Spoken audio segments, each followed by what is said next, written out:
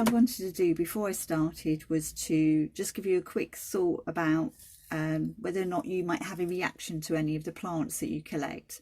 Now, I know I've got reactions with things like ivy and Christmas trees, so I know the instant thing I will do if I touch them for very long is I'll start coming out in a really itchy rash to wash my hands and my arms and anyone that's been into contact.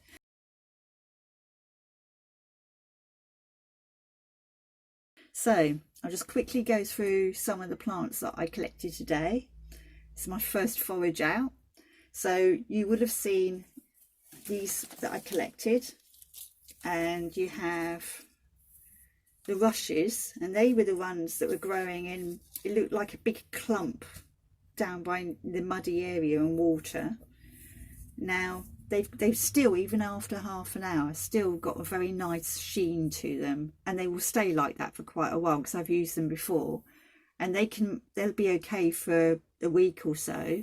If you want to, you can put the very bottoms in a little bit of water, but I wouldn't put them in too much water, otherwise they could go really soft and soggy. I don't know, I don't think they will, but you never know.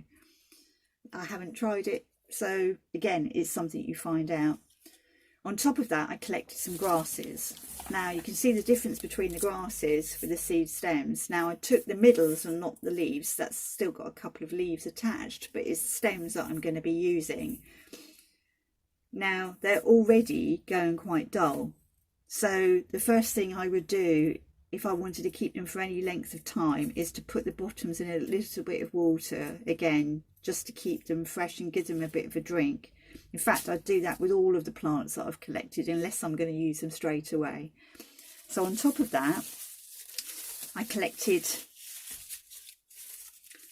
some of this, and again, I can't tell you the names of most of these, I'm afraid, but I'm going to go and find out if I can. And if any of you are avid tree fans or gardeners, then you might know, and I'd really be good if you let me know so I know myself. Anyway, as you can see, this one's nice and bendy. It's the actual green growth and not the woody growth. The woody growth wouldn't bend so well on this plant, but it all depends on the plant. On top of that, I collected some of these leaves. Now, again, the woody part of this tree was very dry and woody and you couldn't have used it. But the green part, you could, because it's nice and bendy and it can go around. You can see what I'm doing with it. You know, it's nice and bendy. So they're putting those to one side. I went and collected some on the way home. I collected some of these, the common hedgerow material that you have around people's gardens.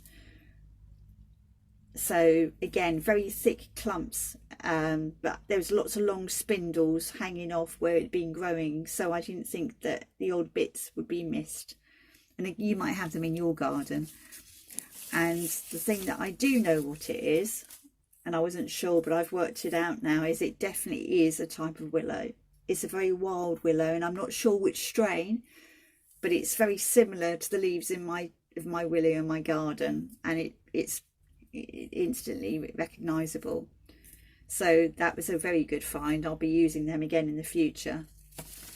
So that's the end of the first of my foraging videos, and I hope that's been useful to get you going, and I'll be making another one at a later date, but I'm going to now go on and use some of these materials to make a project. I'll see you soon.